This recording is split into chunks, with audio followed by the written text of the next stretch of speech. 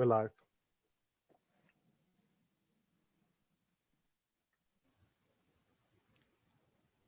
Right.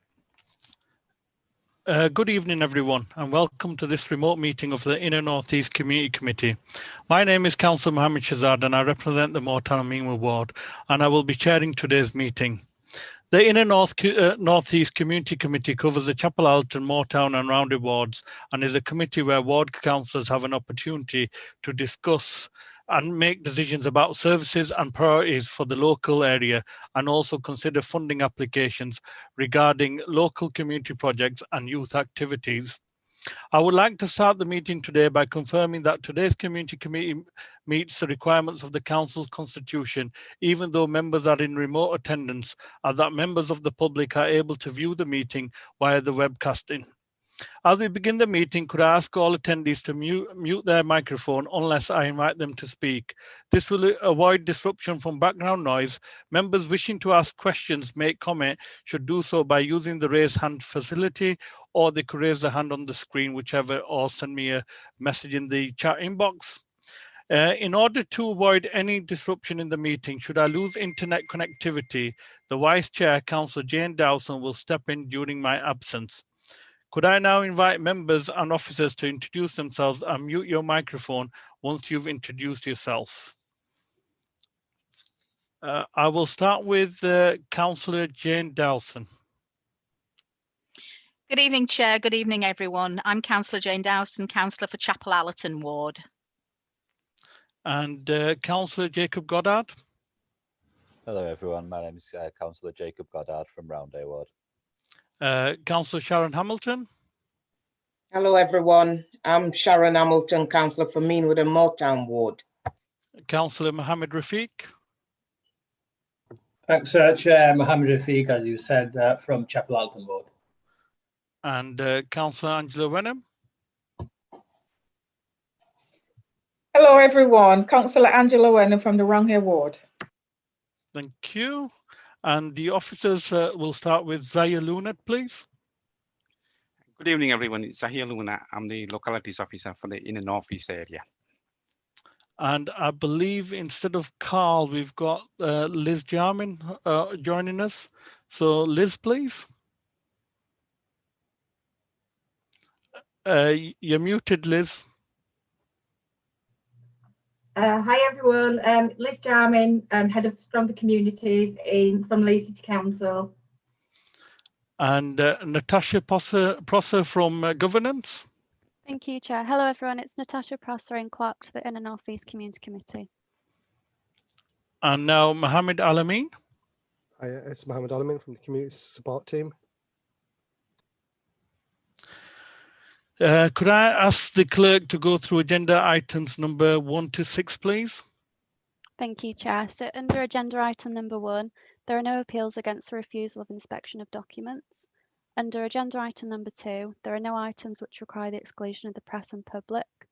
Under agenda item 3, I'm not aware of any late items of business. Under agenda item number 4, please can I ask members to declare any disclosable pecuniary interests? I'll take silence as none. Thank you. Under agenda item number 5, I have received apologies from Councillors Taylor and Tunnicliffe. And under agenda item number 6, this is where we'd usually hold the open forum, but on this occasion we've not received any written submissions from members of the public. So I'll hand back to you, Chair. Thank you. Thank you, Tasha, appreciate that. And moving on to the minutes of the last formal committee meeting, which is agenda item 7 on the 2nd of March 2020. Do members accept these minutes as true and correct record? I'll assume correct unless indicated otherwise. No. No indications? Excellent. I'd assume these minutes to be correct as written in agenda item 7. Are there any matters arising from the minutes?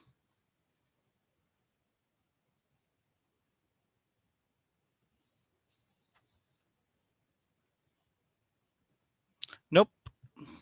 We're moving on to agenda item 8, which is a COVID-19 update from our volunteer hubs who stepped in during the COVID-19 lockdown, which started first in March and it still continues on. And I will not take away anything that they tell us by giving a long explanation of what they've done, because we can't appreciate them as much as we would like to. But I will let them tell us what they have done so far in our communities, in the Inner Northeast Community Committee.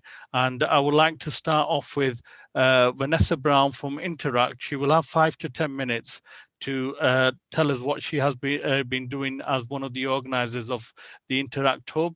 And if anybody has any questions, I will come to that after Vanessa has given her presentation. Thank you, Vanessa. It's up to you now. Thank you. Yeah, I'm Vanessa. I work for Interact. I'm the project manager. There are 2 members of staff at Interact who have quite different jobs in the normal world. Normally, our setup, I'll go through our setup first. So we're formally a partnership of 5 churches. And the reason I use the word formally is because we've always aimed to be a partnership of the churches and the community together. So we would, we work with people, whether they're members of the churches or not, to run activities to meet different needs in the area.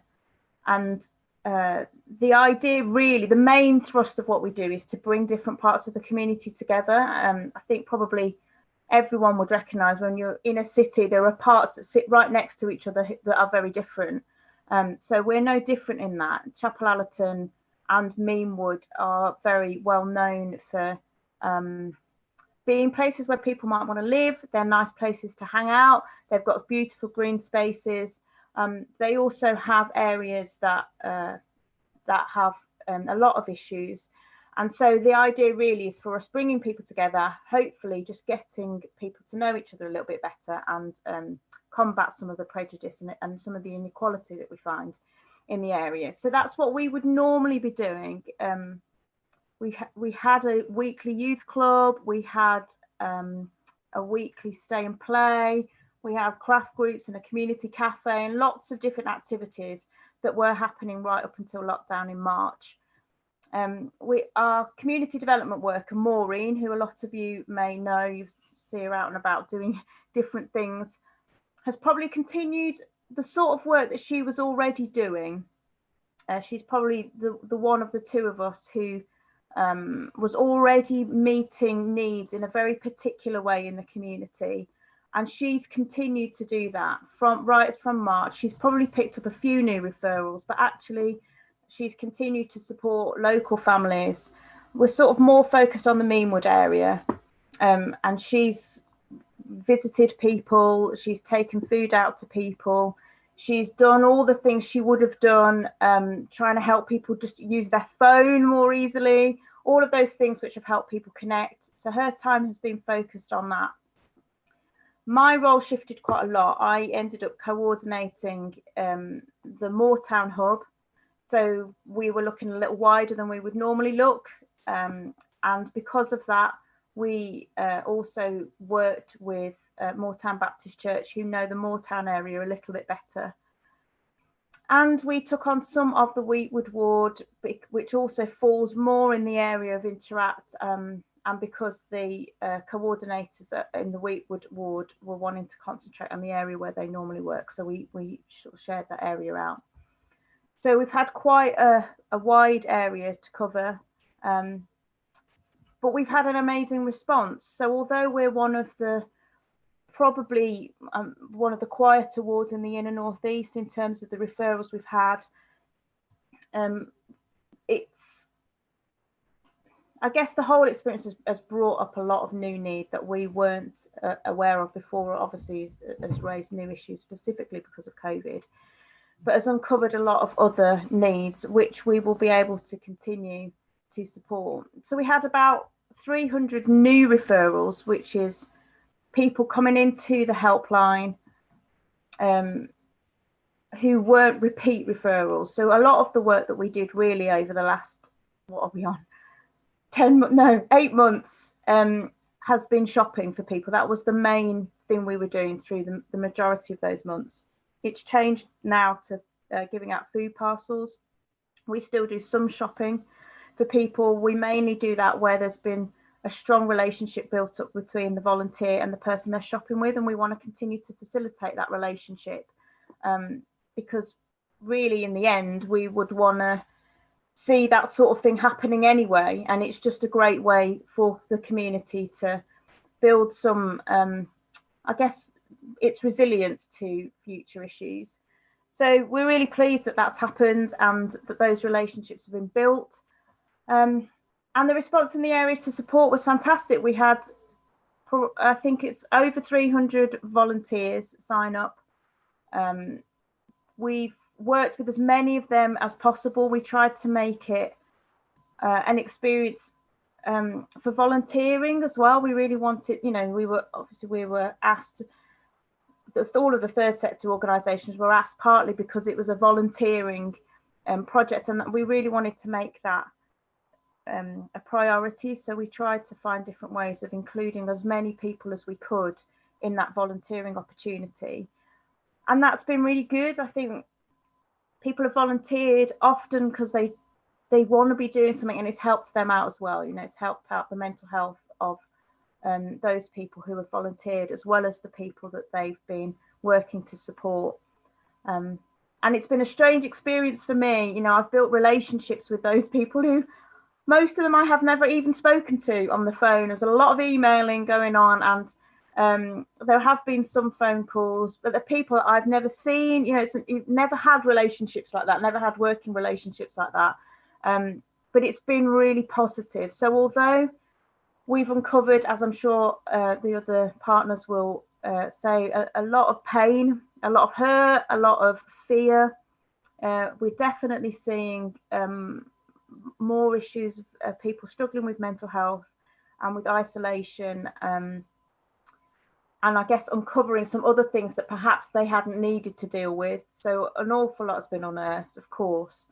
You know, I'm really wanting to emphasize the positive of people wanting to respond, people wanting to do something to help, and of those people who have been helped feeling that, yeah, I know that there are people who care and who do want to respond, and they can, you know, it is a different feeling when they see that there's a volunteer, there's someone turns up at their door or gives them a phone call who's not being paid to do it. They're just wanting to be there as a member of the community. So we're really encouraged by that, and hopefully we will build on that. You know, we don't want to come to the end of this time and then just let everyone go. Hopefully we will stay in contact with the people we've served, I don't know if that's the right word, helped, and the people that we've had volunteering with us. So we're looking forward to the big party that we've been promising for the last however many months to bring everyone together, because people do want to see each other, and you know, it's all names and no faces to names at the minute. So we hope to sort that out.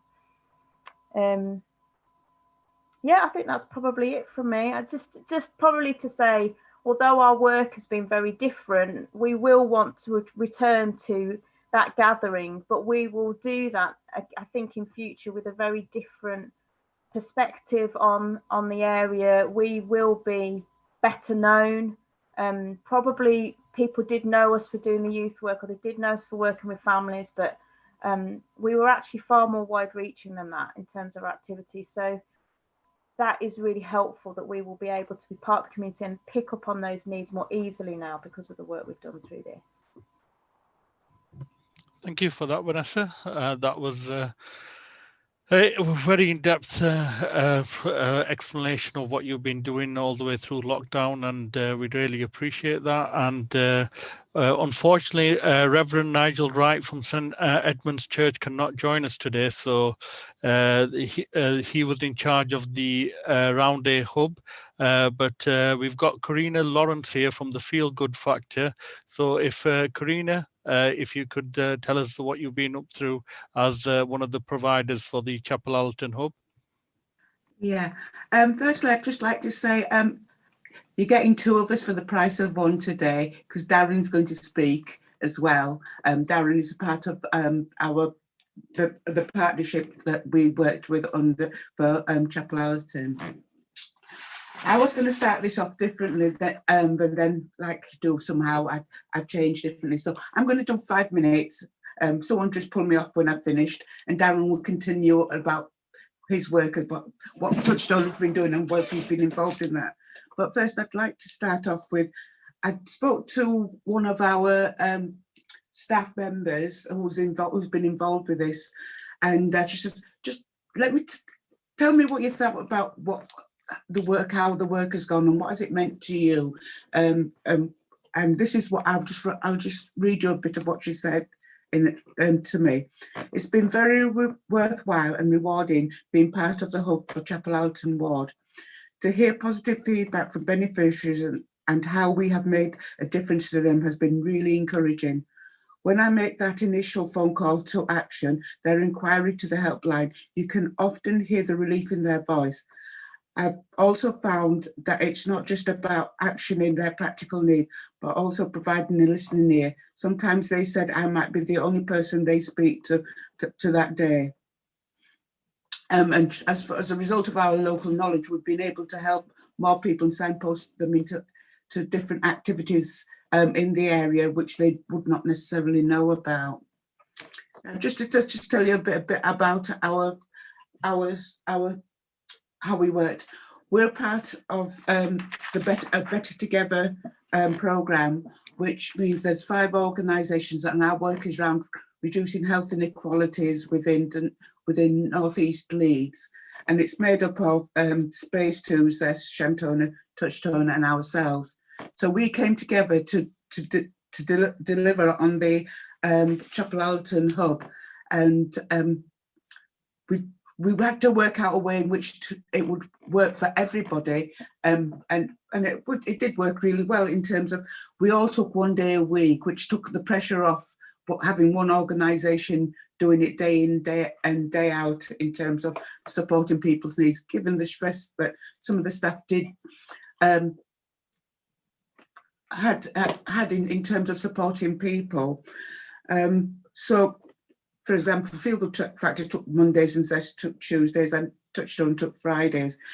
But we ended up developing our own systems of being able to, because it was very early days and because there was a lot being thrown at us from Leeds City Council and everybody was being reactive as opposed to knowing what we could do. We actually devised our own systems of support to be able to get to people and provide a seamless service day in, day out, and also be able to have a seamless service that we were able to pass on to each partner every day after we'd worked, what was left to be done, what had been done. So luckily for us, nobody, if we could help it, went without. And we actually logged as well all our repeaters as well. So we had a number of repeaters that we kept with us as each organisations. And so typical things that we would do were no different from what Vanessa talked about. We did befriending telephone support. We bought delivered food, and we went shopping. We had volunteers to do that those pieces of work. And I have to say that we worked and relied quite greatly on Touchstone, who was instrumental in terms of getting food to people in emergencies, because we did have times when the connection between us and, say, the call centre wasn't made and people were left waiting. So we were able to pick up on those and be able to carry on the supporting the work. In total, I think it's just over 1,000 individuals and families that we worked with over that time in a range of things. And we've managed a lot of those people who didn't even know that we existed. We've managed to put them through into different projects and different activities that they had no sense of awareness of. And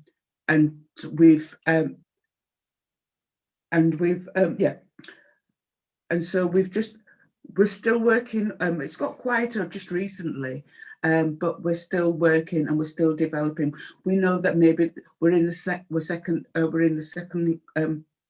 flow of this pandemic, but we know that we've got this vaccine coming along soon. But we still know that there's still a lot of people that's going to need help and support. And while the numbers might have grown less just recently, we're going to see those numbers grow, just particularly a piece of unemployment and all the rest of it that's going to come through our doors. So that is me very quickly on a very tight string. So I'm happy to answer any questions, but I wanted really to let Darren talk about how he supported Chapel Allerton in terms of Touchstone as well, because we could not have done without them. Thank you for that, Karina. Really appreciate that in-depth knowledge of what you have been doing over the pandemic as one of the partners of the Chapel Allerton Hub. And now we have got Darren D'Souza with us, who is from Touchstone. So Darren, over to yourself, please. Thank you. Thank you. I won't repeat everything that Karina has said, just to echo. The partnership has really worked hard to try and support people. Each day we've had urgent requests for food and other support, and everyone's across Leeds and indeed in our partnership has stepped up to provide that. I've just got a bit of background to what has now become what we call Touchstone Loves Food. The work actually started in 2019 before we ever heard of coronavirus or COVID-19 or it ever became part of our everyday language. We were very aware that there were food needs unmet in parts of the city, and really we were forced into action by the concerns that were coming from the communities just before the first lockdown. So on the 25th of March, we delivered our first parcels of food, and that was just as the first lockdown started, I believe. And I think the hub really got going in April. So there was a bit of a time where the voluntary sector, including all of our organisations mentioned today, were supporting people. But I would say, I really want to emphasise, I think the support that has come from the Leeds City Council since that point has been exceptional. And the amount of food that has been given out to communities, very much needed, has been incredible. So I'd just like to thank the council for that, because I think it has been very impressive. Just in terms of what we've done in the local area, first of all, we have engaged about 85 people with delivering Touchstone Loves Food across the city, with 30 volunteers. Some of them have been food recipients themselves. So they are people that are in receipt of the food parcels, and we've engaged them in terms of being involved in packing food or delivering it, or telephone support, etc. And some of them are people who are looking for employment. They've been out of work for a long time. So we've worked with their workplace advisors to get them into some voluntary roles with us. So it's very much been part of a community response, really, and that we've tried to instigate. Now, in terms of the committee's area of Inner North East, we have provided quite a lot of food, really, quite a lot of support within the area. So I've got some figures to throw at you. I can send this electronically if you'd like to see it afterwards. But just in Chapel Allerton alone, we've delivered 37,000 meals to people since March this year. In Moortown, it's just over 1,000, and in Roundhay, it's just over 2,300. So that equates to, in terms of Touchstone Loves Food, about 24% of everything we've done across the city. And we've in total delivered 167,000 meals across Leeds, but 24% of that has been in your committee area. And just to add to what Karina has said, half of the food that half of the deliveries we've made have been on behalf of the hub, but half of what we've delivered have been outside of that, so referrals that we've got in from either other parts of Touchstone or other partners. So I don't want to just say that about what we've done in Touchstone, but across the voluntary sector, people have been supporting people, and they haven't gone through the council hub system. So they've been picked up and supported outside of that. So the scale of the need has been incredible throughout this period, which I'm sure you're all very aware of. I would, one thing that has surprised us, 2/3 of the food that we've given out in Chapel Allerton has been, so 2/3 of the food that we've given out has been to the hub referrals. So that means that we have had more families being referred to us through the hub than through other referrals where we've had single people effectively referred. So families have been a big theme for us and how we've supported them through the hub work. In addition to all of that, we're part of a contract called Mentally Healthy Leeds across Leeds. We've dealt with 7,000 phone calls and 3,300 intensive mental health support calls as part of this work. So from the work from the hub and other places, we have taken those people on and given them a lot of support to help them get through this work.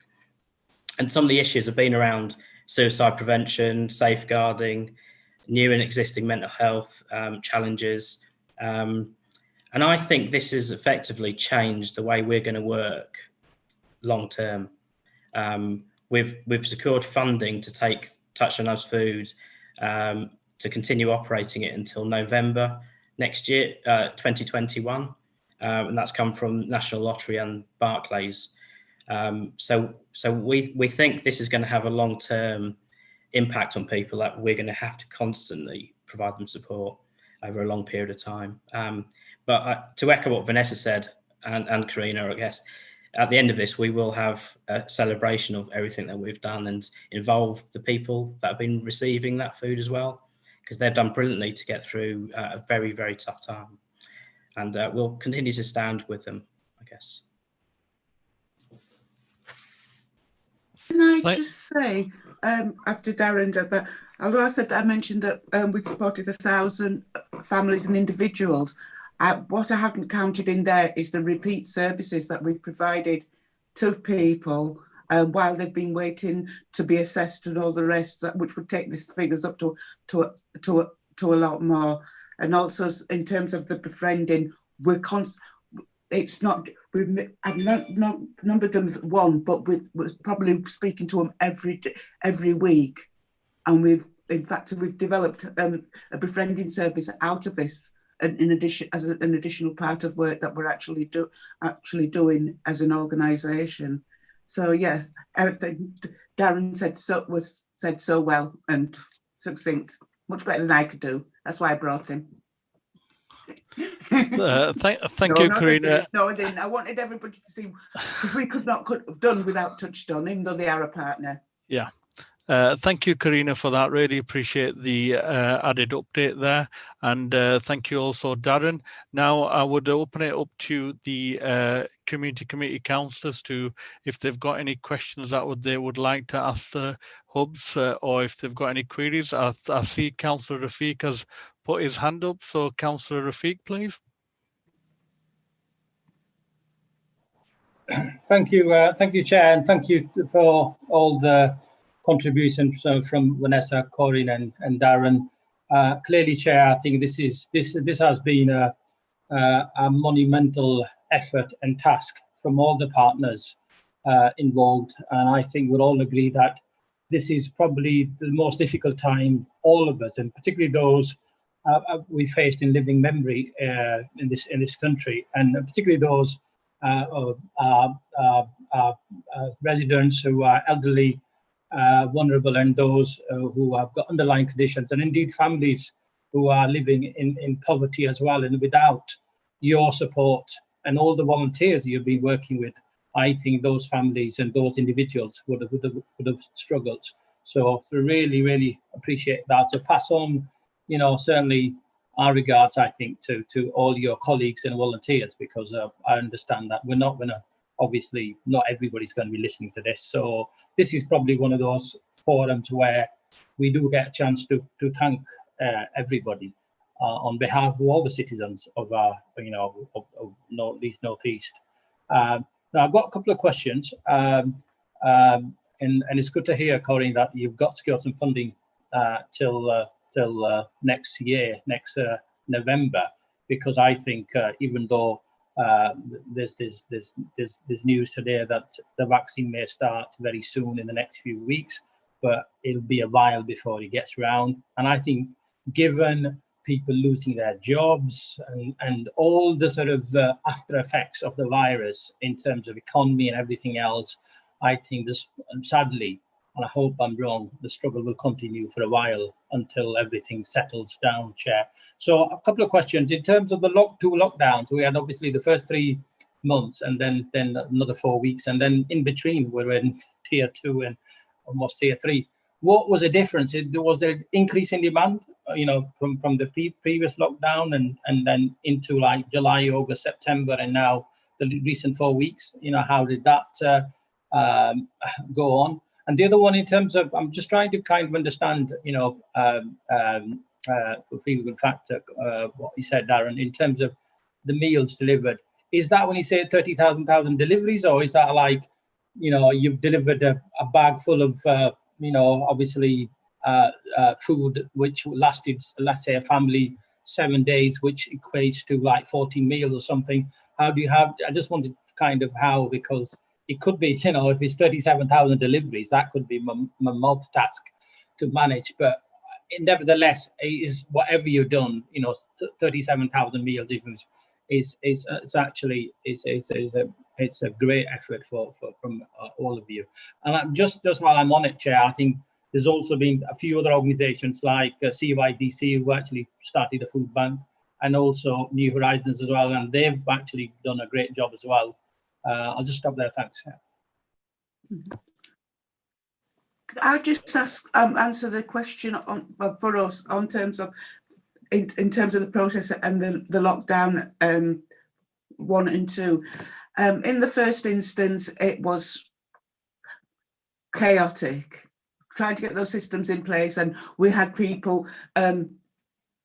We had a lot of people coming through the system, and we were getting them late in the day or whatever, not being able to carry them through, or doing the best that we can in terms of dealing with all the calls that was coming through, or all the requests that were coming through. Gradually over time that changed until we got down to a trickle. But what we're seeing now is a different need, as opposed to the food being delivered just like that. Yes, we still need that, and we might need that more now that people are likely to be losing their jobs and there's lots of unemployment but are going on. But in terms of supporting people, rather than doing the reactionary thing that we have been doing now, we've been looking at ways of trying to make our activities and service more self-sustaining, or more sustaining and supporting people to be able to enable to help themselves. One of the several other things that we've done is we've had some funding through from the West Yorkshire and Harrogate Health and Care Partnership for funding for a year, which means that we'll support families. So if one person's isolated or one person is in the house, has had to be secluded, there's a link with the whole family, we can work with that whole family. So working in a different way, as well as a positive way of moving forward, rather than go out and give somebody food, because there's other things that are going to come up. So that's how we're looking, we're working at this moment in time. Yes, there has been a slight rise in the numbers again, but in terms of how we're working, it's not going to be the reactionary way, it's about support in a more supportive way as a way forward. Thank you for that, Karina. And if Darren, if you could take that second question, which was asked by Councillor Rafiq. Thank you. Yeah, just to clarify a couple of points. In terms of the money we've got until the end of November, that's for Touchstone Loves Food. So just to be clear, that the hub funding is, I think there's a current proposal put in to extend that after December.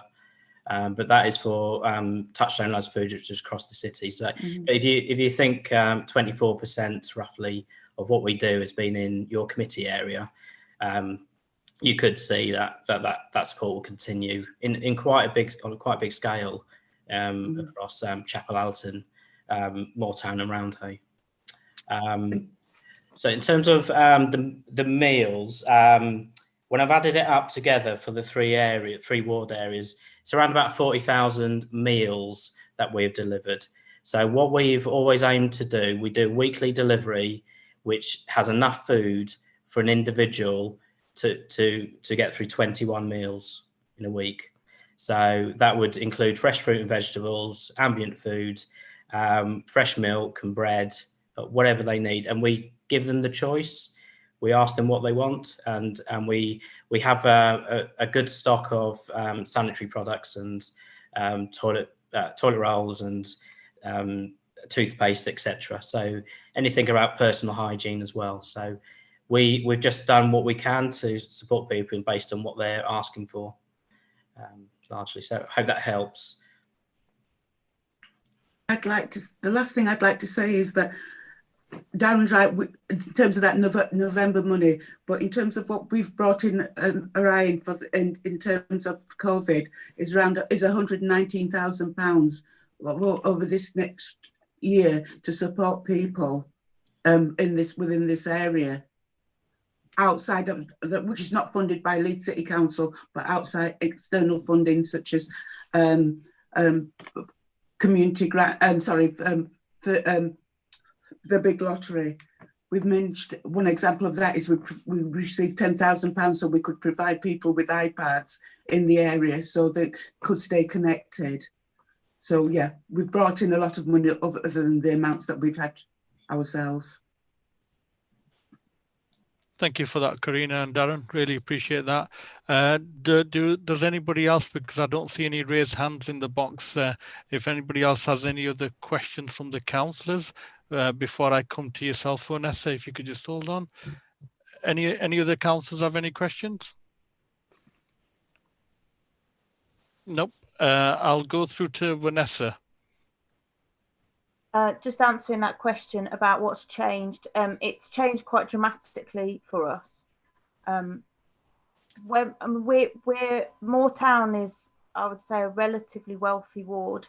So the first lockdown was, I think, the need was driven quite a lot by people not being able to get food from supermarkets. So not feeling they could go to supermarkets, not knowing how to access that online. So there was a high number of people who don't have internet access or would not want to shop online. Even if they do have internet access, they didn't want to exchange money online and were needing volunteers. So we did a lot of paid for shopping, and we did it slightly differently. We didn't use the council system. We organised our own system to sort that out.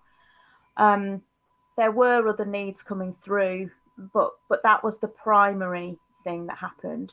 So once the supermarkets had sorted themselves out and were able to pick up that provision and respond to that need, it had changed quite dramatically for us. So I guess, like everyone in the city, the number of referrals did go down, but we're now completely focused. We hardly gave any food parcels at all the first lockdown. That's partly because the council picked up the emergency 24 hours, so they didn't come to us in the end.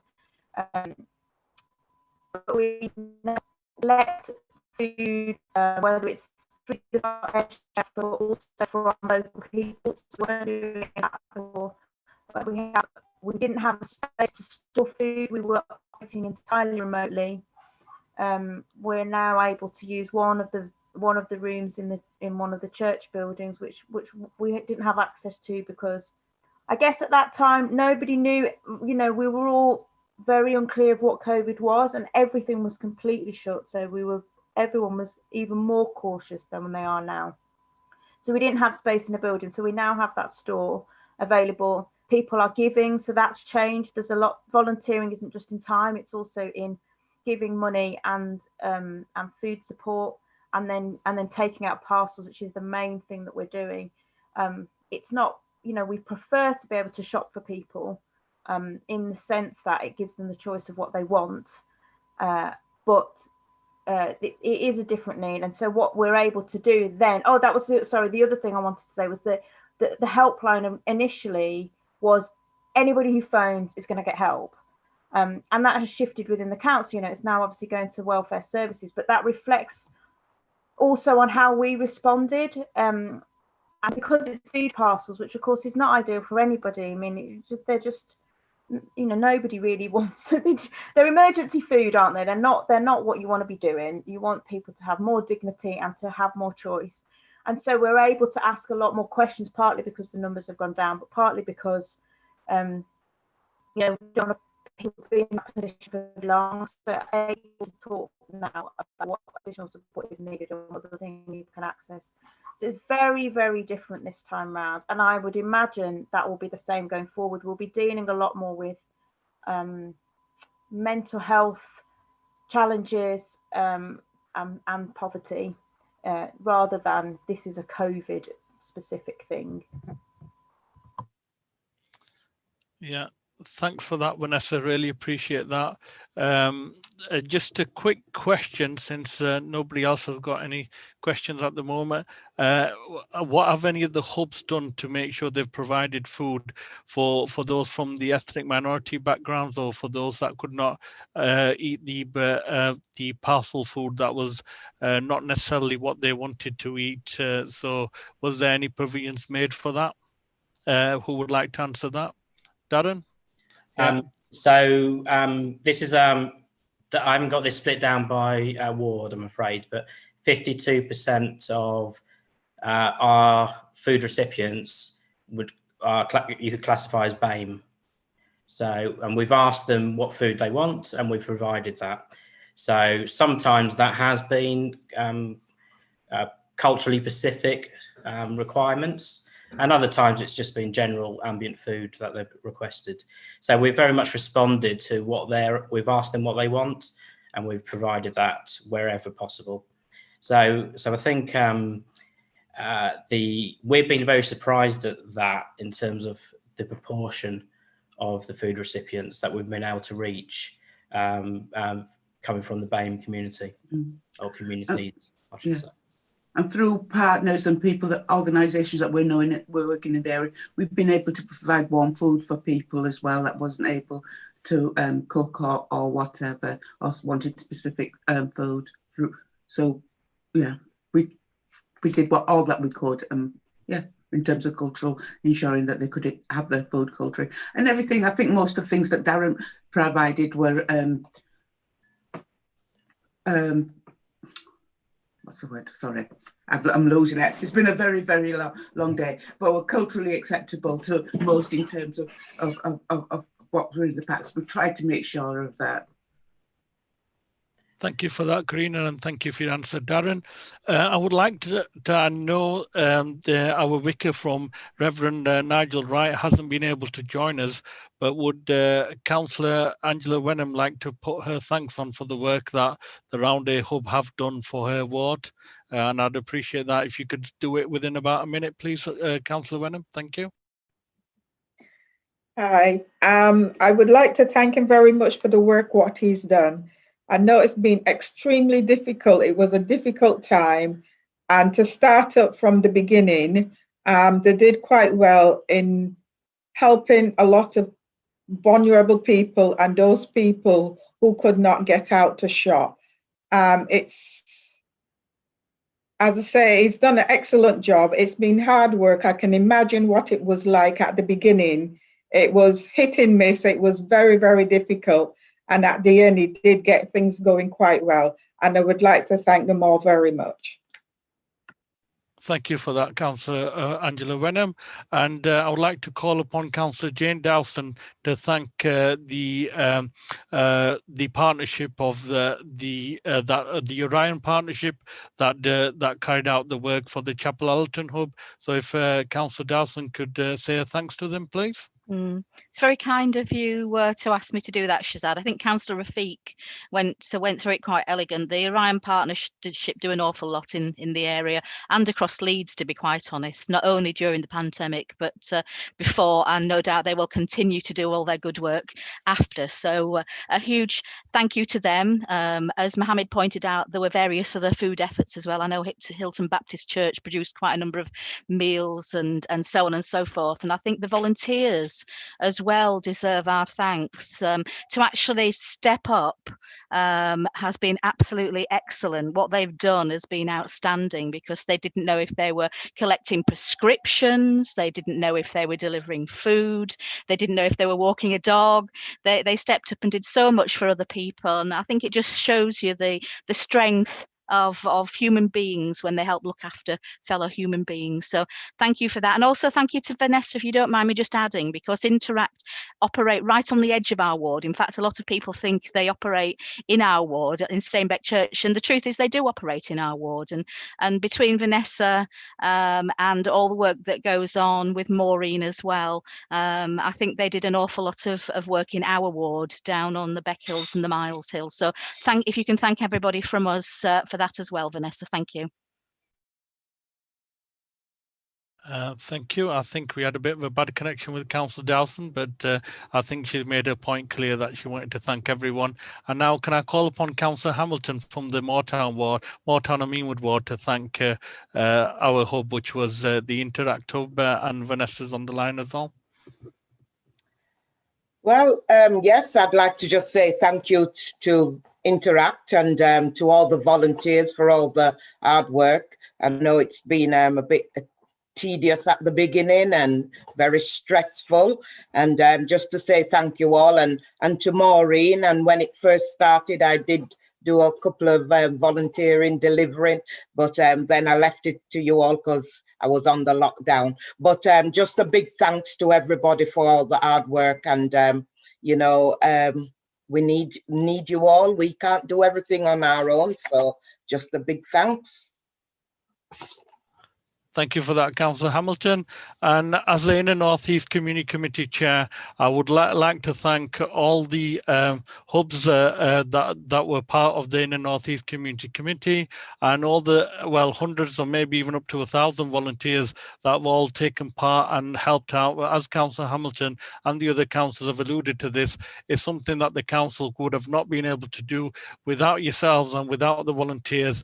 And the residents of our community committee and the residents throughout Leeds really appreciate the hard work and the effort that the hubs and the volunteers have made at the time of the most needed, because this was a time when people felt that they had no one to turn to, and the hubs actually came out, and with the support of Leeds City Council and other partners, they went out there and did put themselves at risk, and were even tireless and helpless in making sure that the most needed and the most vulnerable were helped at the time of the most needed.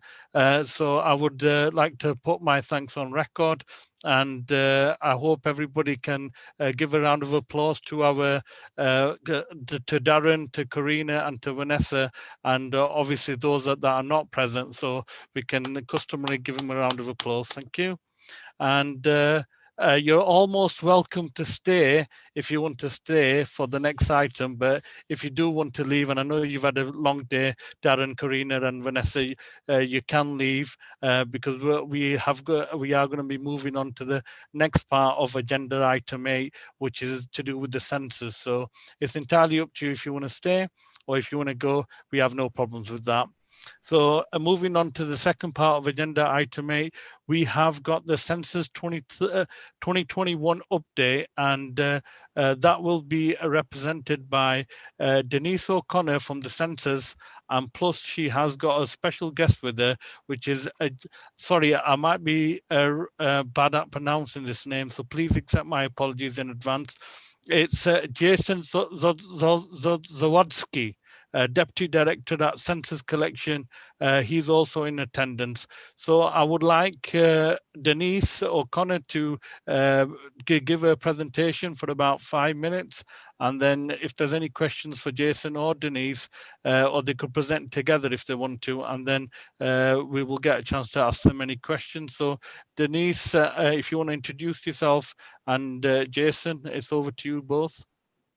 Hello, good evening. I am Denise O'Connor. I'm the Census Engagement Manager for North East Leeds. Can you hear me there? We can hear you, Denise, but there seems to be a bit of an issue with the volume on your mic or something, because it's got a right rattle on it for some reason. I have no idea why. Right. I don't know what that is all about. Any better? That's a lot better. Thank you. Perfect. Well, that is me. I am this evening, when I say with my colleague, I am with the Deputy Director of Census Collection, Mr. Jason. I've also struggled with the name Zawadski. I'll do a brief introduction about himself, and then I'm going to do a short presentation. I've got about 12 slides, and then we'll open it up for questions. So please take it away, Jason. Yeah, thank you very much. So yes, as Denise says, I'm responsible for running the census across England and Wales. I work for the Office of National Statistics. Really keen to support Denise and Leeds. Whilst I live in the south, I'm born and bred from Leeds. I was born and bred in Wortley. Had my happiest days down at Leeds Lock Island, down Crown Point at the Marine Cadets. And I'm even old enough to remember playing in the open air swimming pool at Roundy Park when it was back there back in the 70s as well. And just on behalf of the ONS as well, I just want to express our admiration at the work that the previous presenters talked about in terms of supporting these communities in terms of provision of food, helping with mental health issues, and even helping with iPads for digital exclusion as well. Denise, if you don't mind, would you mute your mic for me, please? Or I'll have to mute it because we're getting an interference. We can't really hear Jason properly. Then I'll actually have to. Yeah, Denise is muted now. Jason, you can actually speak now if you don't mind. Sorry about that. Apologies. No, it's all right. I don't just like I said, I'm from Leeds and old enough to remember the swimming pool back at Roundy Park. And I again just wanted to register from the Office of National Statistics, just the previous presenters, absolutely in admiration of the work they've done in the community with providing food, the mental health support they're providing, and also helping with digital exclusion. It's just amazing to hear it. So very fortunate for us. Denise will talk more in a second now about the census and our preparations for Census 2021. And the bit that I just wanted to reinforce is how critically important the census is, both in terms of it's one of the most accurate surveys that the country runs. It provides detailed characteristics of populations in all of the varieties and all of the flavours of various groups and communities, as diverse as they are, at really small output areas, which again must be critical for councillors, community groups, and businesses in the area as well to help with their planning. So just to kind of reinforce that, and I'll hand over to Denise now to just take us through stuff, and happy to pick up questions at the end.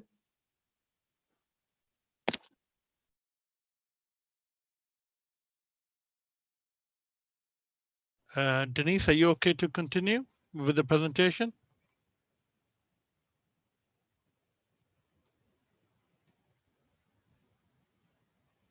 I think, have we lost Denise? Mohammed, can you check if Denise is still on the call? Chair, do you want me to give Denise a ring? I've got her mobile number. Yes, you can do that. Thanks. No problem. Thanks, Chair. While we're waiting, can I just ask Jason a question? So the census, I'm slightly confused because there were obviously signals from government last time, 2011, I remember, when the last census happened, and historically it happens every 10 years. Yeah. That would be the last one. So we're definitely going to have a census next year, and in what form? Maybe that's what Denise is going to go through, is it? Well, let me pick up that whilst we're here, because it's a really good question. Oh, Denise is joining. Shall I pick up that question? I'll speak chair. Shall I pick up that question now or at the end? Well, if you can pick up that question after Denise's presentation, so because otherwise we might end up losing Denise again. So if you don't mind, Jason, thank you. No problem.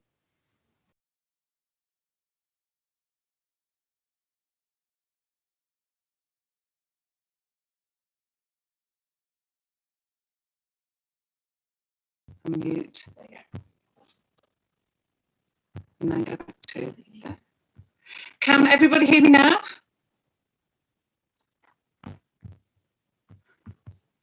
Right. Hello, can anybody hear me at all? We can, yeah. Oh, fabulous. Right. Well, I will share my screen and hopefully make a few slides with you. Can you all see the screen, the introduction to the census? Yes. Yes. Fabulous. Yes, Right, well, we we can can. continue. So, first of all, Chairman, Councillors, ladies and gentlemen, thank you so much for your time this evening. It's fabulous to be in the company of Mr. Jason Zawatsky. So, just to give you a very quick overview, the Office of National Statistics is responsible for the census in England and Wales. And as Jason said, the reason why the census is so important is because it gives us this really detailed information that we have about our society. I would say Northern Ireland hold their own about the same time. However, Scotland have delayed theirs until March 2022. So one of the key messages I want to get across is about the security of personal information. The ONS do have a proven track record of protecting data, and at the heart of the census is keeping this information safe, secure, confidential and private. That's something that we just like to make sure everyone understands. So the data is extracted from the census questionnaires, and then the personal information that we collect in the census remains anonymous for 100 years. So that means nobody can find out about an individual's details for the next century.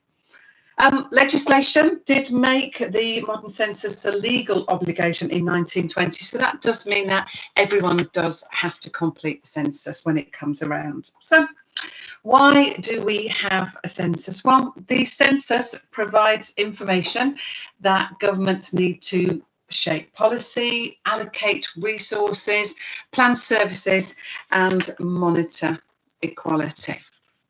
That means that, really importantly, census information informs decisions that improve lives. Your life, my life, everybody's life. So, for example, within planning and development, census information is used to develop better local plans, and that drilling down to local level is really, really important. Within the public and social care sector, census information supports future care planning, once again incredibly important.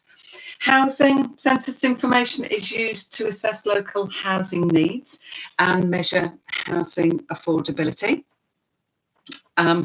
as well as within the education sector, it's used for pupil forecasting models, for example. Importantly, within transport, the census information is used for major projects like funding bids for road improvements, really, really big projects like that, right down to the nitty-gritty of putting your bins out on a Thursday morning, something that affects us all. So you can see how the census information is used for projects both large and small. So, what do we all really need to know about the census? Well, the census is taking place on Sunday, the 21st of March, 2021. And you complete it on that day according to who lives at the household on that day. But what is really exciting is that this census is a digital first. So the first time that we are hoping to capture at least 70% of online completion. So each household will receive a unique access code, and then they can complete the census questionnaire on any smart device. And it's quick, it's easy, and it's confidential. However, what I would like to stress is that paper copies will be available for those who need it, as well as such things as large print copies, help with other language. And this information can be actually accessed fairly easily. It's ringing a free phone number and getting the information. But I am there. My role will focus on engaging with everyone in the community, especially underrepresented groups, hard to reach groups. And currently I'm making inroads into those communities now, and I'm able to explain the help that is available, and I'm there to really try and enable the completion. So just a quick look at the census timeline as we move into the new year. So you'll see at the start of the new year, we'll all see mass marketing campaign begins. You'll see things on the radio, on the TV, newspapers, schools, much, much more. The online help goes live, and then every household will initially receive a postcard saying that the census is coming. After that, we're all going to receive a pack telling us how to join in now and exactly how to do it. And before the big day, the contact centres and support centres will go live. And then hopefully, come the 21st of March, it's not going to be a shock to anybody that it's Census Day. And hopefully everybody will know where to get their help. Now, shortly after Census Day, for houses still yet to respond, letters will arrive and field officers will be able to visit houses and be able to point people in the right direction for help if it is needed. So looking at ways that you can help, looking at the ways that you can personally help, we've broken this down into 3 sections: the announce, the address and the actions. So as councillors, as valued members of the community, you can really help us announce the census, and you can raise awareness by, we'd love you to display posters on your website or at your premises. Perhaps use your social media or your newsletters to promote the census for us. And if you can identify and share any local contacts with me, that will be absolutely fabulous. You can signpost anyone who's got any questions or concerns to me, and I will be able to address that. I'll be able to help, or if it's something I'm not 100% sure about, I'll certainly be able to find the man who can. I'll certainly be able to find the information for you. And finally, we need you all to be action men and women.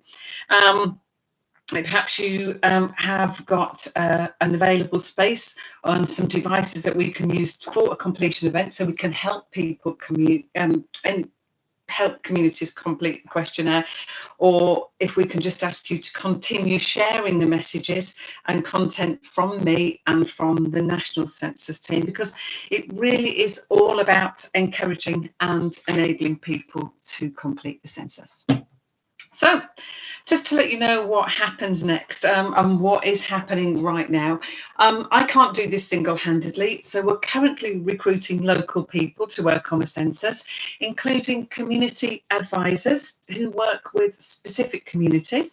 For example, the Roma community in Leeds, we're currently looking for somebody to work with this community.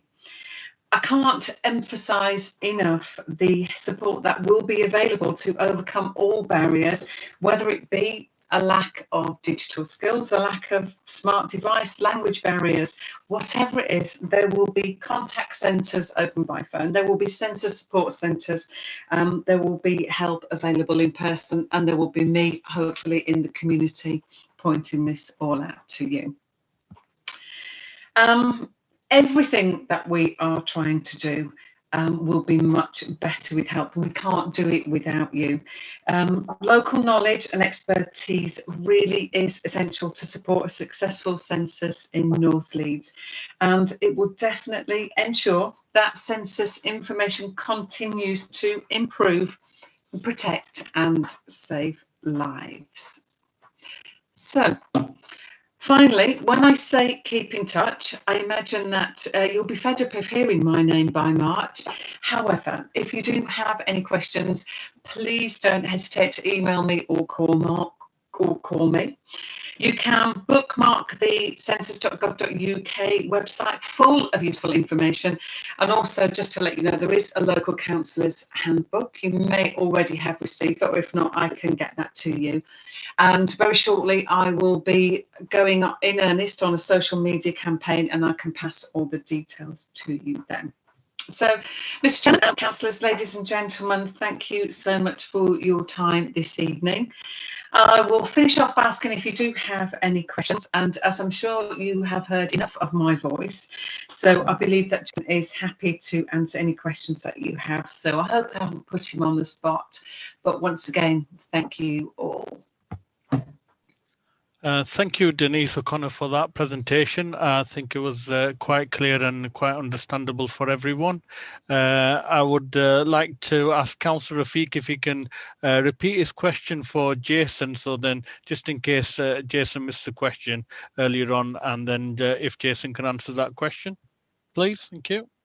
Yeah, thanks, Chair. I think the answer was yes. We're definitely going to have a, in Denise's presentation March next year. But I think the last census, what I was saying, and in 2011, which was almost 10 years ago, we got the impression that was going to be the last one in this country. But clearly, obviously, things have changed, and I mean, I completely agree with Denise. I think in terms of the importance of everybody actually filling in the details for the changing nature of our demography, communities, helping address inequalities and all some of the underlying issues we have, and that's how resources get distributed. So I'm just going to say, Denise, in terms of while I'm on it, in terms of certainly we can do our part, and I'm sure the council led by our communities director and Leeds is on the line as head of service within that directorate, that if you could have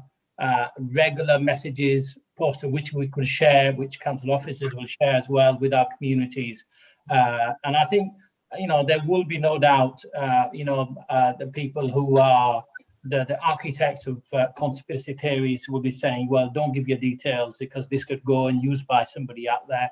So I think we need to kind of spell out those, eradicate those myths and regular kind of contact, communication and benefits.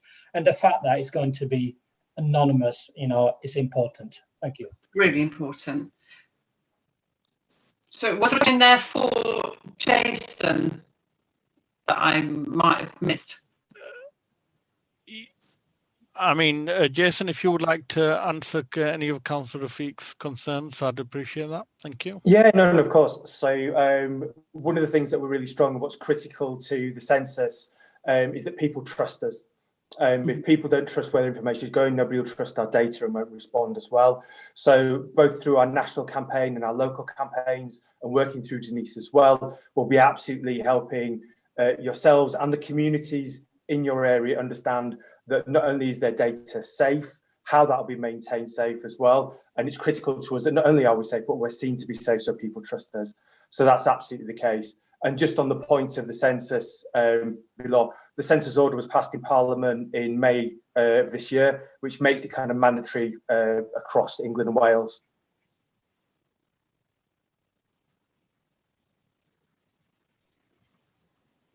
For that, Jason, and I've got Councillor Jane Dowson who would like to ask a question.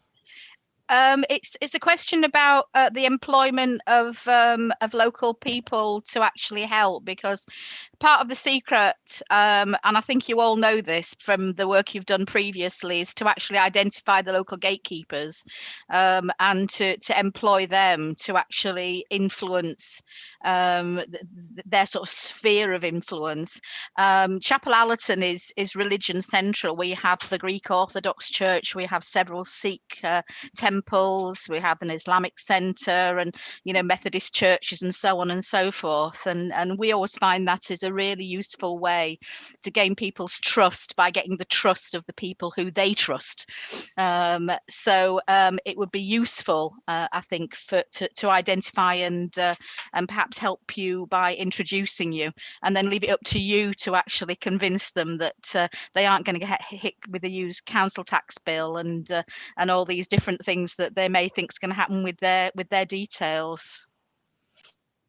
And I'm happy to pick up on that. So the one, Councillor, you've spelled it out exactly how it works. A big part of Denise's role and others is around working with those community leaders and those that are trusting the community. And absolutely, Denise and the community advisors in the area will work with them and help kind of break down and work through those barriers. We ran a big at-scale rehearsal at the end of 2019, and working with people in churches, in community groups, community settings where they trust their leaders and their trusted environments is critical. And when you talk about people being worried, sometimes they're worried about the types of questions. So for example, in the rehearsal, we had one lady who was just there to fill out, it was in a to fill it out and we got to the number of bedrooms, and she kind of ran out of the area because she was really concerned that filling out that somebody would find out who it is, and they'd find out it would affect her tax on her bedroom and the benefits she would get.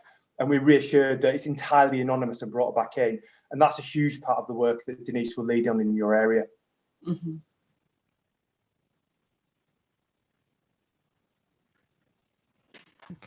Thank you for your answer, Jason. Really appreciate that. I just got a quick question for you, Jason. With COVID and obviously the vaccine coming, and with obviously Denise asking us to maybe provide some devices or set up some events where people can actually fill up this census. I mean, have you ever looked at maybe it might get delayed, or what plans would you have in place? I mean, obviously inviting people. Obviously, not everybody can get on digitally at home, and I know you said you might provide paper copies, but what is there a plan in case this COVID-19 pandemic doesn't really seem to clear up by March? Have you got anything in place for that? We absolutely have. We've got an incredible detailed set of contingency plans. We've been continuing to evolve, learning at the same time as you've all been learning around how things happen. And we actually, I chair the Local Authority Operations Management Group for England and Wales, and we're learning a lot from working with local authorities around how services have evolved, how communities have moved, and things like that, and adapted the census to it. And we've got a lot of contingency plans in place. We've changed a lot of our working in terms of personal protective equipment, the manner on the doorstep, how we do certain things, how we change the way we work and the services we provide and reconfigure them to support communities depending on the tier of lockdown, and how tiering changes as it goes through as well. And we've also got more extreme contingencies as well for those that are safeguarded, for areas that we can't get into, and in the full event, maybe having to delay parts of or extend parts of the census in an area to allow a particular wave or tiering to, lockdown to move out if that prevents our services. But I suppose one of the most important things to know is that the census has traditionally been field. We'll still have 35,000 people across England and Wales. I mean, it's predominantly online this time around, but we'll still have that out there. We've absolutely worked with the World Health Organization, and we work with Chris Whitty as well as Chief Medical Officer to assure all of our practices and our equipment to be able to go onto the doorstep as well. And then it really comes down to public perception. So that's a long answer to say yes, but we're very confident, but at the same time not complacent, because things can change quite a lot. Thanks for your answer, and answer well in depth as well. Thank you for that, Jason. Does anybody else have any questions for Jason or Denise regards the census? Yeah. Hi. Yeah, Councillor Hamilton. Yeah, go ahead.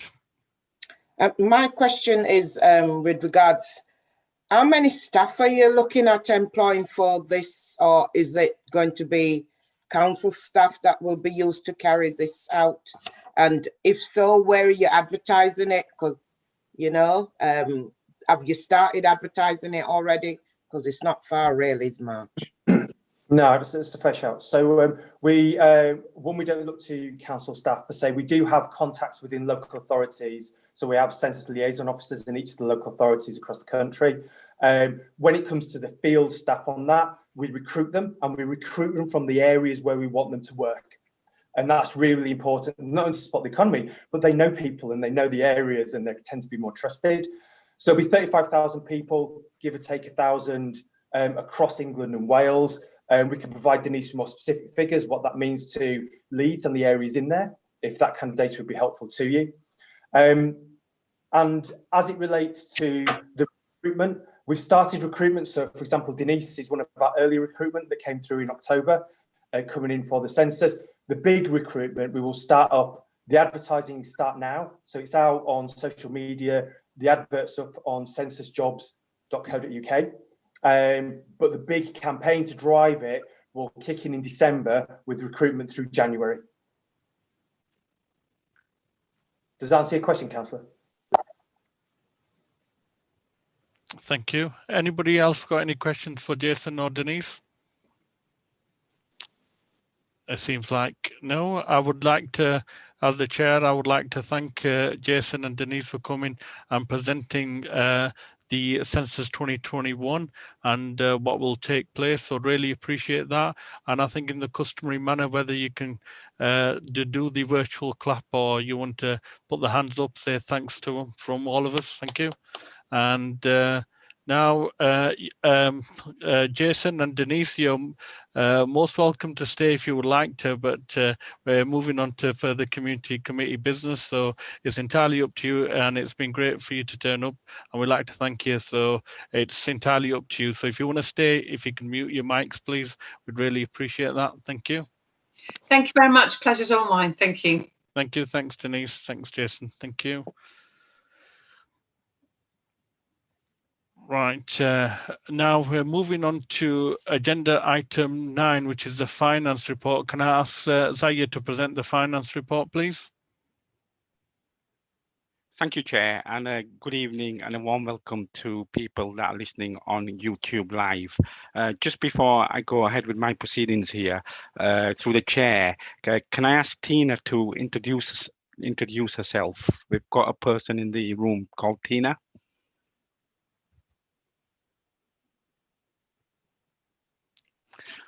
Chair, we've got a person in the room called Tina, and obviously we don't have details. I've messaged on the system to find out who the person is. Yes, yes, I did ask you that. I mean, Yeah.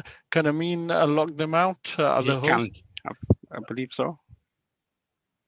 Thank Great you. stuff. Thank you very much. Thank you for that. Thanks. Okay, moving on. Just to let you know, I've just had a prompt from Leeds IT Centre for a software center update, and in 41 minutes, 41 seconds, it's going to restart my computer, but by which time I would have dealt with everything in the finance report.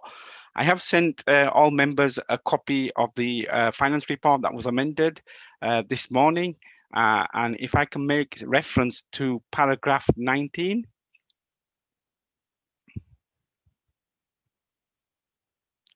Is everybody okay with that? Yeah. Okay, I'll move on. So the first part of the presentation from the finance report is the wellbeing budget. As you're well aware, the income for 2020-2021 was total available of £136,177.81. Taking into consideration the ring fence, ward pot and skips equated to 43,652.67. The COVID allocation 10k per ward equated to 30,000. The community engagement 1,000. The festive lights 20,326, and the CCTV for Chapeltown 3,000. That all equates to £97,978.67. We've got all the area-wide projects there below, and they equate to £12,971.10, which gives you a remaining available balance on your area-wide budget of £25,228.04. At the recent finance subgroup meeting, we got some new applications, and one of them was from Nouven Noir.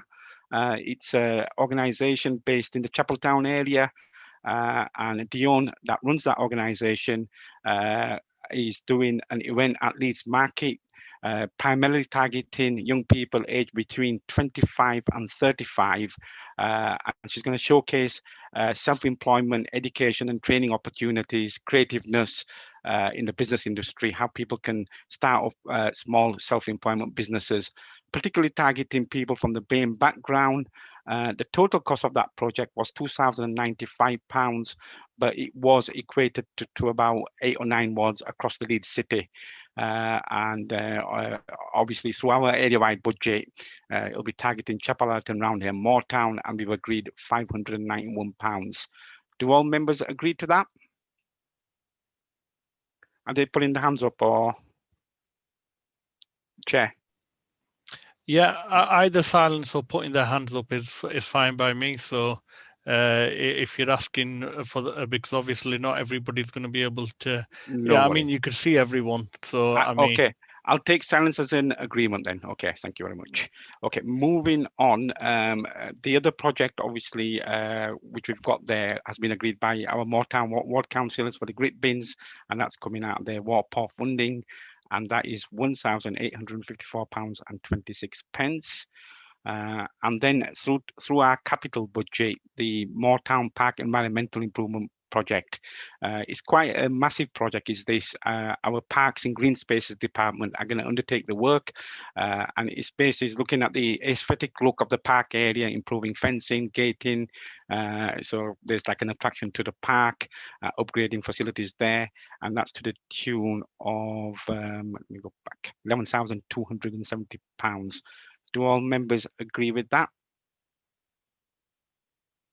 I'll take silence as an agreement there.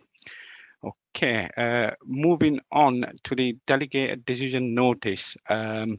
These are projects that have been agreed previously following our meeting on the 7th of September, because previously we didn't have the normal community committee forum meeting. We had the consultative forum, and from the wellbeing budget previously, we've had Fresh Leeds Community Radio, Radha Raman Society in partnership with Sauda, agreed from the wellbeing budget. From the youth activity fund, we've had a cycling session by Roundhay and Potter Newton beginners cycle session, and RJC Dance have agreed to do an online dance camp.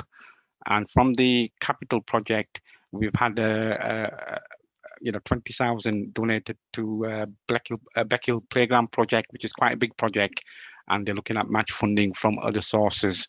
And through the community infrastructure levy, we've had Hare Hills Lane SID, which is an ongoing project at the moment. We've got other ward pots funding there, which are listed there. And then we've had a number, going back to paragraph 25, we've had a number of projects decline. They're mainly youth activity projects due to COVID. For one reason or another, those organisations couldn't undertake those projects there. If you've got any questions whilst I'm going on, if you raise your hand, I'll go through the chair. I'm prepared to answer them. If not, I'm happy to answer them at the end of my finance report. So moving on to paragraph 26, youth activity fund. At the start of the year, we had £44,928. Even during COVID, we have been really busy in our area. And I'm glad to say a lot of projects adapted to COVID and changed their delivery plan at very short notices, went above and beyond, out of the way to deliver in new formats and delivery programs. And as a result, to the tune of £36,042 was spent on youth activity projects, which leaves a balance remaining of £8,886. Okay, apologies to members previously on the published report. There was an error here where the 43,652.67 was classed as SCIP's budget. That's not the case. It's incorporating the SCIP's budget. So if we have a look there at your ward pots, we have going down the list, remaining per ward, Chapel Allerton, £13,090.41, Moortown, £13,333.64, and Roundhay, £11,187.65. Okay. What I'd like members to do now, we have got some ongoing projects at the moment, and I'm going to give members an update in relation to the pandemic, where some of these projects are still ongoing. Through the chair, I would like members to ask questions whether they want the project still to go ahead at a later date, or if they're in a position to say, well, we don't think this project will go ahead, we can withdraw the funding. So I'll just give you an update. Most of these projects are kind of ongoing and some have already started. So going on to table 5, we've got the mini police uniform. The police have already kind of purchased the uniform. They are willing to start because of COVID. They didn't want to put a lot of pressure on schools around about September period, October, November, around about this time. And they're hoping to start in January with engagement through the PCSOs. Next one down the list, FAB, doing some fantastic work with adults with disability. There's an issue around buildings there for the buildings to be COVID compliant. And what they're thinking of doing is starting in January, hopefully, if they get access to the Prince Philip Centre. If that's not the case, they want to change the delivery to an online program. Fresh Leeds Centre is has been agreed at a previous finance meeting through the consultative forum. They're awaiting an Ofcom licence and hopefully they'll be starting in mid-December. And Radharaman has already started their project. In fact, and they have started, it was end of November. With the well-being there on table 5, are members okay with it? Have they got any questions? Over to the chair. Any councillors got any questions regards those projects in table 5? Are we all okay to continue with them as they are? And I'll take silence as yes, we're okay to continue with them. Say, where's the amounts, for the well-being, is that table 5? Yeah. Where is there amounts allocated next to them? There are amounts allocated to these projects here. Let me just go back. Sorry, I just couldn't see it in the table. They're in table 1, some of them. Yeah. I was just going to go back. Yeah, table 1. If you go to table 1, they're all there. Cool. Yeah. Okay.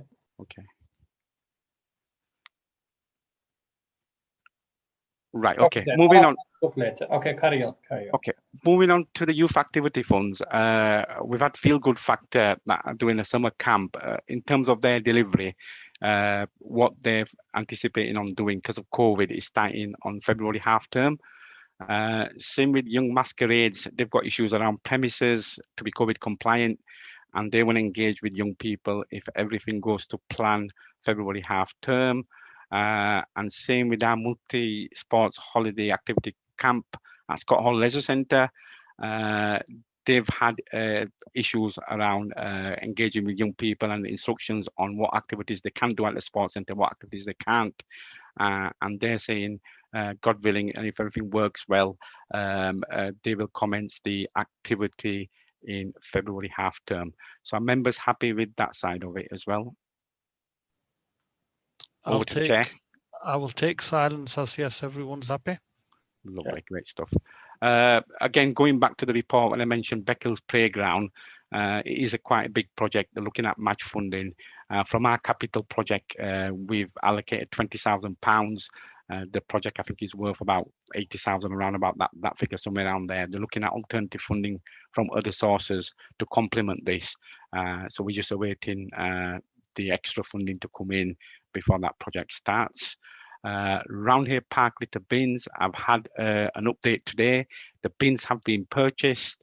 They should be getting them in the next month or so, and they're going to then work with Friends of Roundhay Park and the Roundhay ward councillors in terms of looking at where to allocate those bins in the park area. So they're going to consult members and Friends of Roundhay Park. Are members happy with the capital and the community infrastructure levy for those projects? Again, I'll take silence as everyone's happy. Great stuff. I will now make reference to table 6, which is the capital budget. We started off with £57,048. The Friends of Roundhay Park, 20,000 that came off, which left with £37,048. We've had some injections on the 1st of April, 8,300. New injection on the 18th of November, £1,000, which gives a new available balance as at 1st of April of £45,348.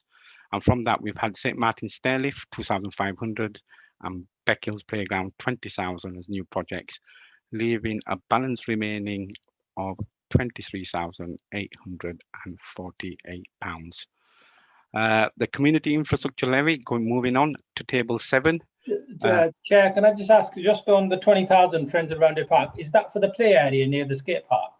Well, what's that for? Sorry. Yeah, that is the £20,000 council Rafiq is for the upper playground at Roundhay Park, and it's for a play equipment, specifically for a climbing frame equipment, and that's the 20 grand is going to cover. Okay, thanks. No worries. Okay, moving on to the community infrastructure. I can't get my words out now, I'm tired. Community infrastructure levy, table 7. The remaining balance remaining after the allocated spent on each ward has come out. For Chapel Allerton is £70,560.96. For Moortown is £8,053.32, and for Roundhay is £45,306.90. Any members got any question in relation to table 7? No, okay, take silence as I go. Okay, and then we've got our COVID pots, which are 10,000 each for each ward. As you can see, the spend there in the columns on paragraph 34, followed by the table there. And in terms of the remaining balance, very quickly there, Chapel Allerton, £5,960, Moortown, £7,908, and Roundhay has got a really good balance of £10,000 there, not spent anything at the moment. And that, I believe, concludes my part of the finance report. I'm happy to take any questions from members on anything specific. Thank you, Chair. Thank you for that, Zaya, for the finance update report. And do any members have any questions for Zaya regarding the finance update report? I assume silence means no one has any questions for you, Zaya. So that's absolutely fine. Thank you very much, Zaya. Now, can we move on to agenda item number 10, which is the update report? Could I ask Zaya again to present the update report, please? Thank you, Zaya. Thank you there, Chair. The update report, obviously, I'd like to thank all my colleagues for helping me whilst I've been away in terms of preparing the update report. Also like to thank all the councillors that are champions for the various areas, and I'll start bringing them in. And can I ask Councillor Hamilton, our environment champion, to give us an update on the environment aspect? Yeah, I won't be reading everything in the report, but I'll just go through some of it. Cleaner Neighbourhood team. From the start of lockdown, measures were put in place in March, and the Cleaner Neighbourhood teams has maintained a limited service, prioritising the issues which were deemed a public health risk, mainly around fly tipping, sideways and overflowing bins, even though a proportion of them, of the litter bins, were covered over. And in May, all staff who were able to reported back to work. However, there was a massive reduction in staff in returning, and which they had to provide a limited service. In August, all staff returned to work. Then, yet again, we were back in lockdown here in November. The team went back into another lockdown, and with additional pressure, but they also still had to provide a full service. So things have been really tough, and we just need to say thank you to the staff for all that they do. Bulky waste collection commenced with a booking system. At first, the booking was slow and the service was not getting many through, but over time and the months, people start using the service, and we've seen an increase in a northeast collection. The service is still requesting people to place their booked item out for collection up to 72 hours prior to the collection date. Fly tipping, the service recorded a high amount of fly tipping in the area around the Beckhills recycling yard, the Mexboroughs and the Savills and surrounding areas. Fly tipping posters have been installed around the Beckhills and the recycling centre, and there've been a letter drop as well to explain how to report fly tipping, how to get rid of unwanted items. And the enforcement team is visiting the area every 2 weeks, and so far out of that, the outcome is that we've seen a reduction in the fly tipping. Litter bins, a dedicated team is in place to empty the bins and litter and keep the shop front areas clean. Ginnells, the team has been cutting back several ginnells and clearing, and they've cleared around 12 vulnerable gardens also. The service will continue cutting back over the winter months.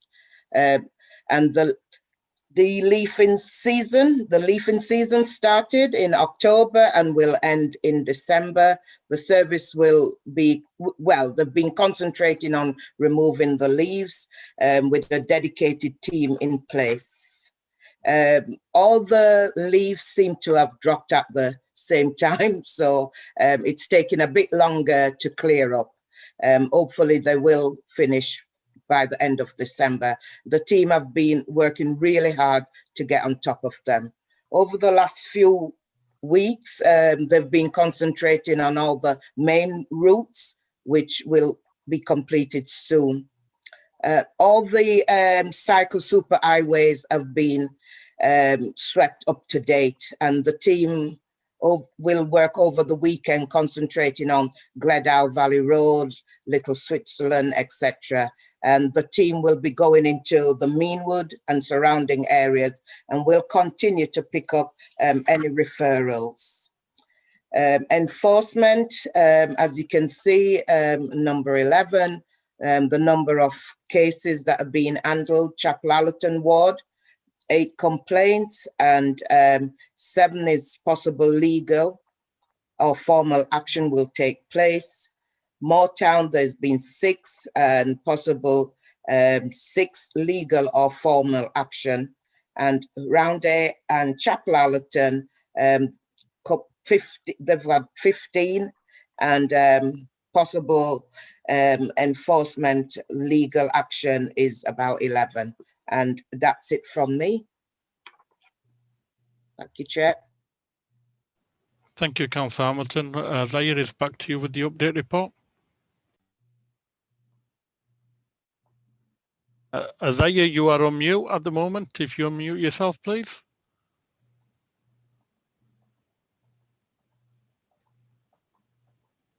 Right, sorry about that. Can I ask Councillor Rafiq to give us the update on the community safety aspect? Yeah, thanks, Chair. The community safety, the last 6 months, I think, have been for the last but which is the Leeds antisocial behaviour team, has been a busy month with about 35% increase in calls. Having said that, I think officers had to operate in a different manner to what they used to do. The advice to officers being to, where possible, not to enter into people's homes because of the COVID measures and the lockdown as well. In Leeds North East, there's currently 24 antisocial behaviour cases currently active. There isn't really a particular kind of hotspot. They are spread all across the area, all 3 wards. I don't think, because of the lockdown, I think people being indoors, although there's been increase in antisocial behaviour cases, but I don't think we've seen any major, thankfully, any major incidents in the area. Chair, I think in terms of emergency issues, there was actually some calls from youth nuisance, with youth trying to gain entry into the Pot Newton Heights block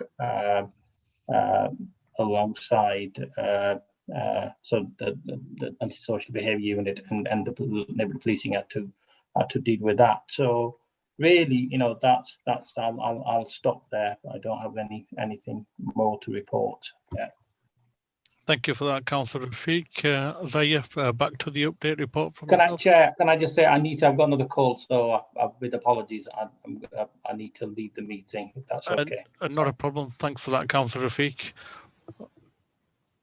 Zahir, do you want to carry on with the update report, please? Certainly. The next aspect of the report is employment and skills update with Councillor Goddard, but I believe he's left. Do you want me to go with that, or do you want me to move on to the next item, Chair? Well, if you could quickly go through it within about 5 minutes, okay. Not longer, please. Okay, so basically, employment and skills provide a kind of a 6 monthly update to the communities team in relation to the work that they've been doing in the northeast area. And what they've done for us, if you refer to the update report, paragraph 32, below that there's a table, and it's got a breakdown of rates in terms of people claiming universal credit up to October 2020, and then people claiming universal credit not in employment 16 to 64 years old, September 2020, and then people claiming universal credit not in employment 16 to 24 years old up to September 2020. It's got the rates there, which I won't go through in detail, as you can see on the table there, and then it's broken down into ward areas. And basically, no surprise there in terms of the higher claimant counts in the Chapel Allerton area from the 3 wards, and obviously the lowest being in Moortown and Roundhay. And if you were to kind of go deep into that, Moortown's got the lowest claimant from the 3 wards there. They've been busy in terms of helping people out during the COVID response, and supported 2,130 people into work, including 147 apprenticeships during the period April to October 2020. Roles across all sectors with the healthcare, food retail and logistics, distribution and transport, mainly the kind of key indicators in terms of job opportunities. And as you know, in the local and national press, there is a retail meltdown where non-food shops are getting hit, clothing retailers and people like that. So there's an impact in terms of people in those sorts of employment fields. In terms of the rest of the report, they've got some kind of initiatives in terms of adult learning, where they've had 150 plus of those sessions socially distanced in community settings. Over 200 adult learning tutors have undertaken additional training, and 12 providers have developed over 100 courses. And the list goes on there, but I don't want to go into much detail there because I've kind of covered the main gist of this report. And Councillor, as I said, I've only got 5 minutes, so that's that. Yeah, thank you for that, Zaya. Apologies to everyone because we were supposed to be having someone from the Employment and Skills. Hopefully, it was supposed to be our executive board member, Councillor Jonathan Pryor, who was supposed to attend, but due to the fact that we've had to change our meeting date, he was not able to attend. And I think for the next meeting, if you could get the presentation from Councillor Goddard, as well as if you can invite Councillor Pryor again, and hopefully he can make it to the next meeting. Is that okay with all my fellow colleagues that are still on the call? Is everybody okay with that? Chair, I am okay with that, but I thought we said an officer, not necessarily the exec member. Yeah, unfortunately, the officers at this moment in time, due to their responsibilities, which has been confirmed by Zaya, cannot attend the community committees due to the extra responsibilities that they've got with the current situation. But we will get the executive board member. He was happy to come, but due to the change of date, where he was not able to attend on the new date that we gave him. And Councillor Goddard, unfortunately, had to leave early, but he will have a presentation hopefully for our next meeting, which he did have ready for this one, but due to the timing, he could not make it. So is that okay with everyone? Yes, Chair. Thank you. Thanks. Zaya, do you want to move on with the update report, please? Thank you, Chair. Moving on with this update report, can I ask Councillor Wenham to give us an update on health and wellbeing part of it, public health? Yes, thank you. I'm going to be only highlighting two of the items about coronavirus and the influenza jab. As you know, the epidemic, the COVID-19 epidemic is still here with us. And the message to the residents is to strongly encourage the in the North East thing. The key messages are, I'm going to go through: keep a safe distance from others, wash your hands regularly for 20 minutes. You must wear face mask covering on public transport, taxis, and in shops and in the health setting. No one in your household should have leave the home if the person is showing symptoms of COVID. You will stay at home if family or friends for support. If you have no family or friends to support, there is a number where you can ring to get help. The symptoms for the COVID, if you have a high temperature, a new contagious cough, or loss of change or sense of smell, you can contact the number for COVID virus. And there is a drive-through test center for testing video, home testing video, walk-in testing, and the site is at Bridge Street Community Church at Burmatoffs. And I think there's one at Mandela Center too as well. I think that's about it. I'll just go on to the flu jab now. I'm not covering everything because time is short. As you know, the flu jab it started in August, and you can obtain it from the pharmacy or from the GP. And the flu jab is everyone over 65, everyone under 65 age, which have underlying medical problems. And if you wish, and including children too, as well, and babies over 6 months, pregnant women at all stage of pregnancy, all 2 or 3-year-old children, provided age 3 years or more.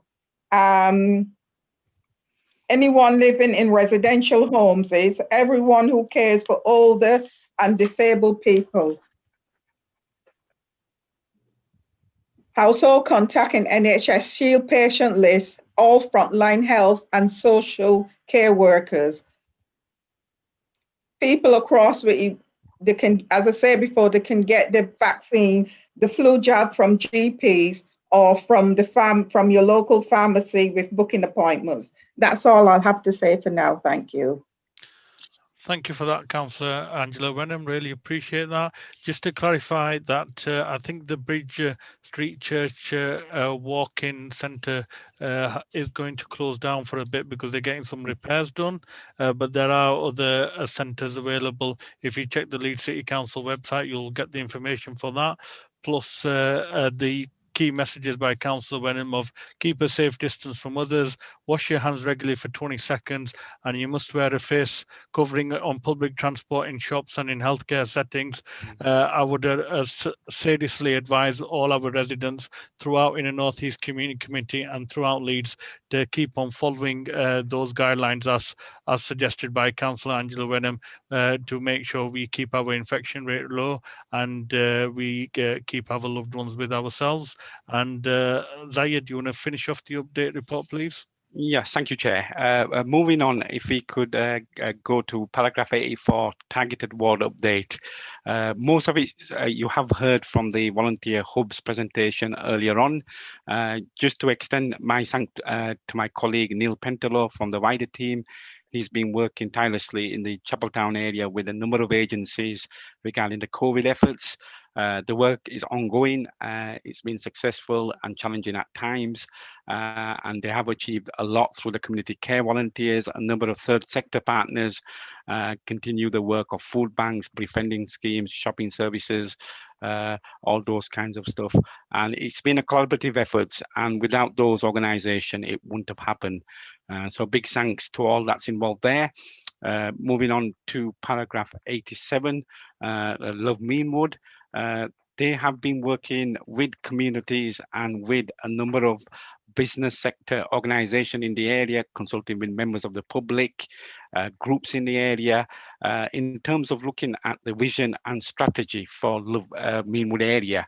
And the reason behind that is they do some fantastic work in the Meanwood area, but they are kind of checking out, what more can we do? What is our vision? What does the community want? What does the business want? So what they've done is they're doing a strategy document by consulting everybody, and then that will help reshape and plan their work in future years. So that's paragraph 87. There's some updates from neighborhood centers in relation to the work that they've been doing. It's pretty much the centers that have been working in their communities. And Chair, do you want me to go through the social media update, or are you okay for members to check it as reference? Well, you've got 30 seconds. If you could do it in 30 seconds, Zach, I'd appreciate that. Yeah, wait a minute. Let's have a look. Have you lost it? I've got it if you need it. I have lost it, just 2 ticks only.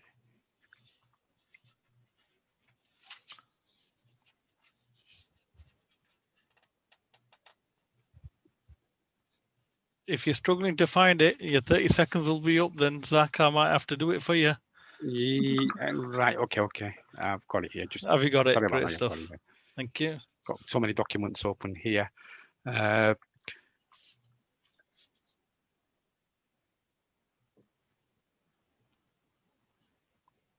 Right. Okay. As you know, we've got the community committee Facebook page. In addition to that, we've got the COVID Facebook pages. The COVID Facebook pages gives update on COVID response activities, anything in relation to COVID, and the generic Inner Northeast Community Committee page. Obviously, we update on quite a lot of activities with organisations that we're working with and community groups in the area. And just to let you know, we do kind of monitor the kind of traffic coming in and what kind of posting has reached, you know, so many numbers. And just to let you know that the benefit buddies post, "Are you struggling with benefits?" Which was posted on the 5th of November, had 2,405 people. This post was delivered to 47 post clicks and 20 likes, and that came first. And then moving down to number 2, go back.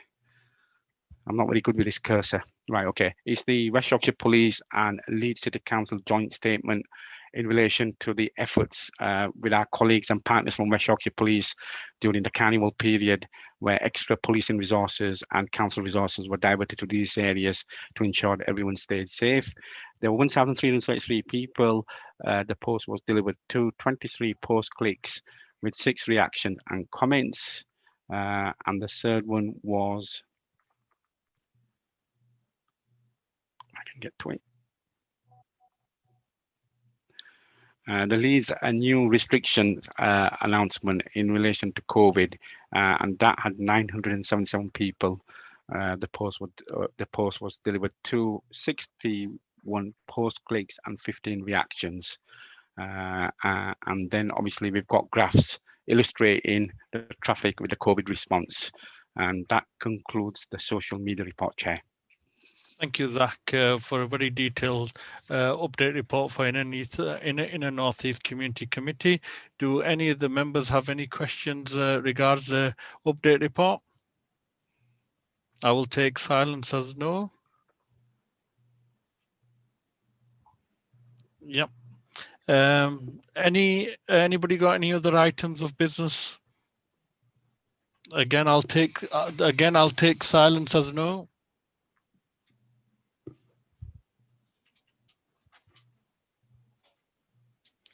It looks like nobody has anything else.